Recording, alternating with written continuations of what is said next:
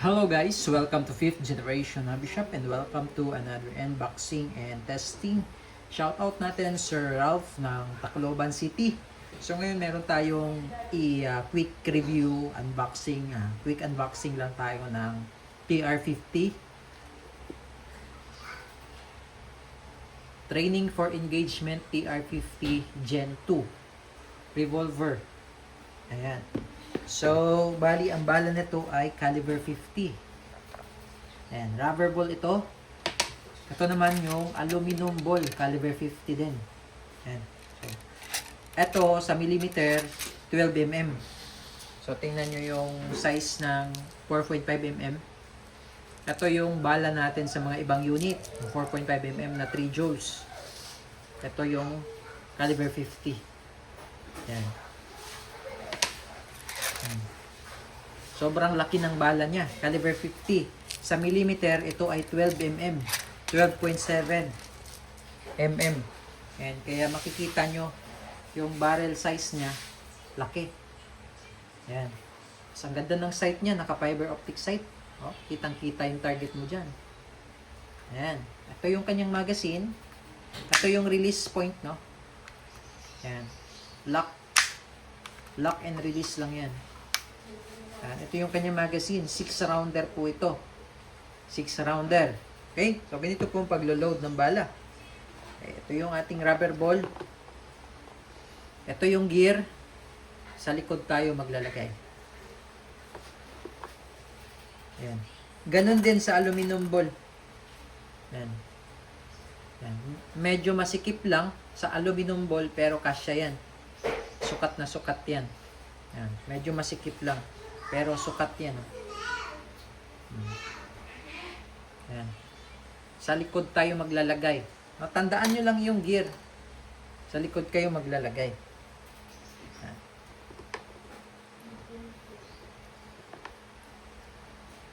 Anim yan. Yan yung harapan.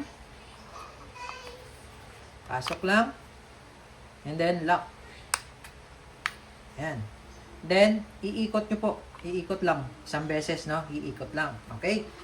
Para mag-fit yung rotary po. Ready to rotate na yan. Okay? So, ito, makikita nyo yung kanyang pressure indicator pin.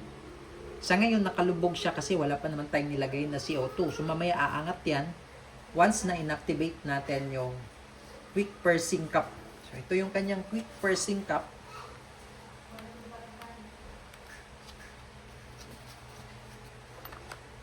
Lagyan lang natin ng konting silicone oil. Ayan. So, ito po yung nilalagyan ng oil. Ayan. Lagyan nyo lang, patakan nyo lang ng oil. May free naman siyang silicone.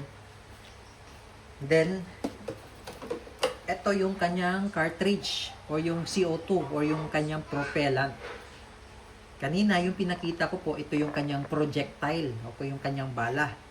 Meron tayong dalawang klase, yung rubber ball at saka yung aluminum ball. Okay? Pero ito limited lang yung stock natin nito.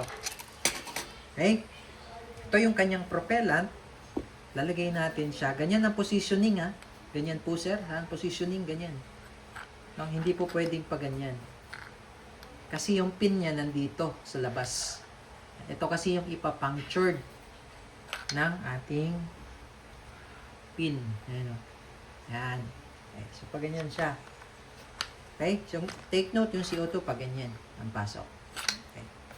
Tapos, ihigpitan nyo lang.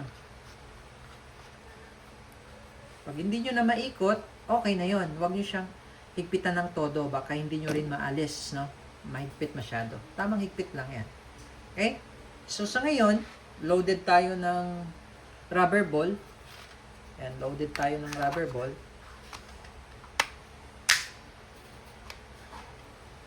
So, naka-standby yung CO2, hindi pa siya activated. So, pwede mo siyang itago. Once na gagamitin mo siya, in a split of second lang, magagamit mo na agad yung unit. Paluin mo lang to. Yan, parang ganito. Yan. Tapos, umangat na siya. Ibig sabihin, pressurized na yung loob. Once na inactivate mo na, gamitin mo na kaagad yun. Huwag mo siyang patagalin sa unit na activated. No? Pero pag hindi mo siya gagamitin, huwag mo siya i-activate.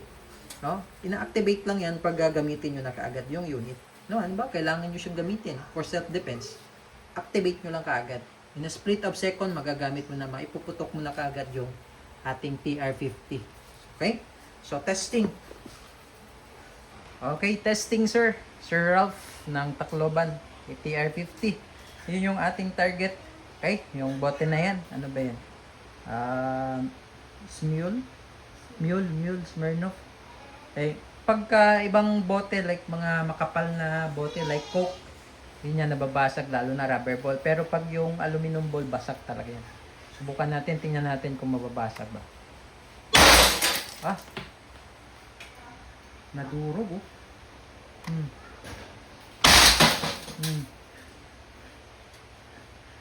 Oh. Rubber ball pa lang yan. So, ang expectation ko, hindi mababasag kasi nga rubber ball eh.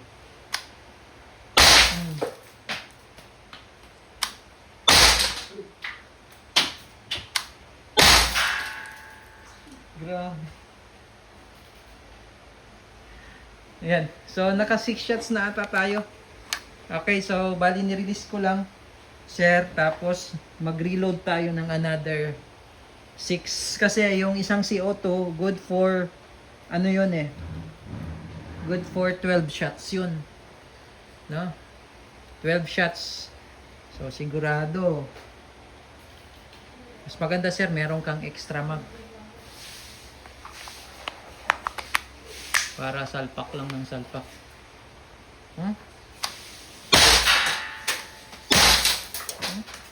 Maduro ko.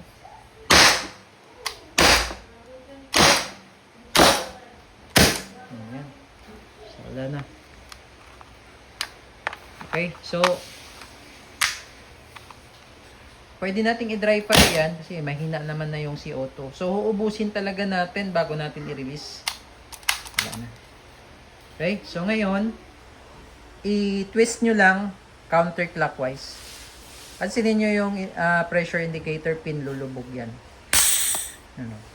Kasi wala na siyang pressure. Yan.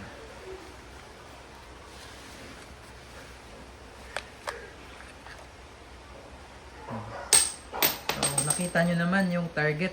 Talagang nadurog siya, no? Pero pag yung mga makakapal na bala na bote, hindi yan mababasag. Paper matutumba lang niya. Pero pag yung aluminum ball, sigurado yan kahit makapal. TR50. Ano pala ito, sir? 13 joules. 13 joules siya. Ayan, sir. 13 joules. Caliber 50 TR50. Gen 2 block. Okay.